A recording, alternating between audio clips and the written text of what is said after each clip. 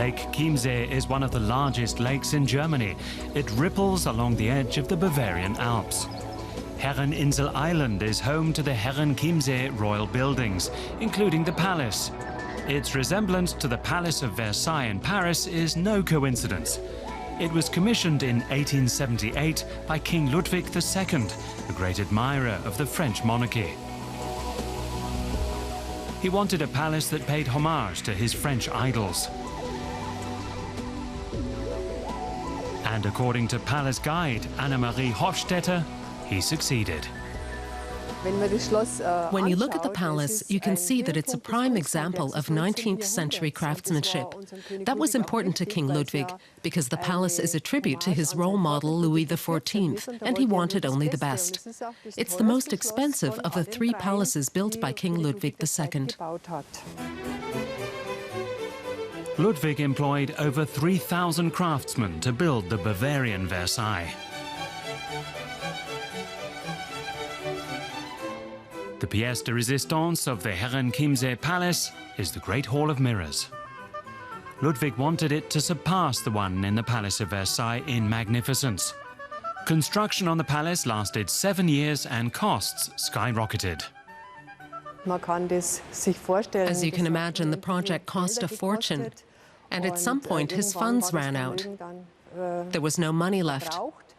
And that's why Herrenchiemsee Palace was never finished.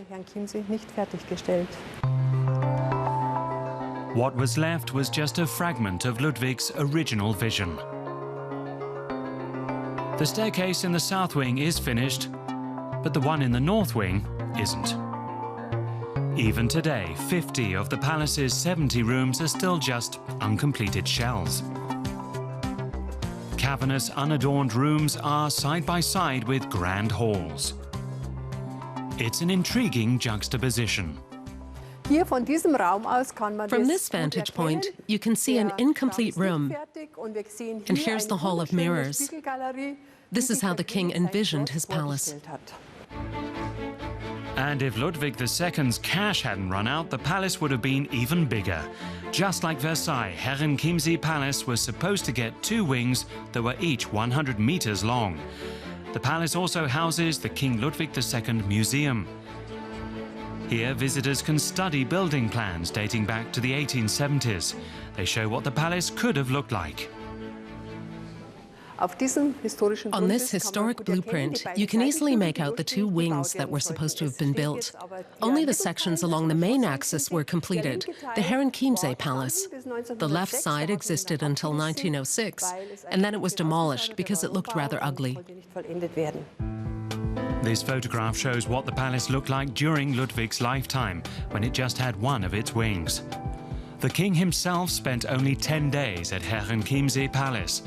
By 1885, the palace was ready to be lived in, and he had intended to spend up to 2 weeks here every autumn.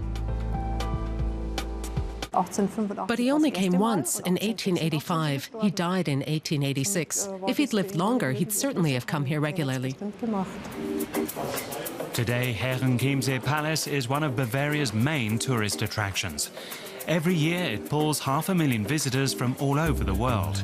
And in peak season, over 50 guided tours take place every day. Apart from one staircase, visitors aren't allowed to enter the incomplete parts of the palace, but that doesn't detract from the experience. It's utterly magnificent, and I'm really glad I've seen it. I was pretty surprised to find a copy of Versailles here. Even though the palace was never finished, it's well worth a visit. Its imperfection is what makes it so special.